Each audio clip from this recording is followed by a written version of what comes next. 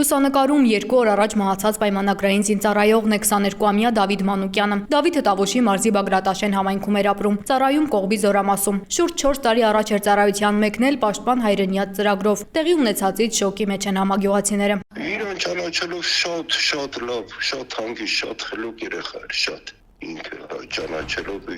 ճիշտ ասենք որպես երեխա նենց շփում շատ քիչ եղել բայց այտենց ասենք գյուղում ճանաչելով եթե հանկարծ մի հատ բան ալնում է ավելի շուտ ենք իմանում իսկ ինքը շատ խելոք չափազան խելոք անգամ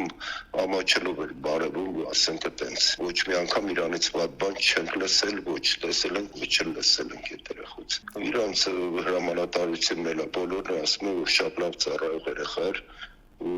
չենք հասկանում ինչն է պատճառը որ սենց Թե դեպքի մասին ինչ նախնական վարկած են հայտնել Դավիթի հարազատներին Բագրատաշենի վարչական ղեկավարը չգիտի, ասում է նրանց հետ զրուցելու հնարավորություն դեռ չի ունեցել։ Հերը ընդհանրապես ոչ մի բան չէր կարող խոսալ, հորն մի պահ տեսել, ոչ մի բան չկարեցավ խոսալ, ասեն անիմաստ է,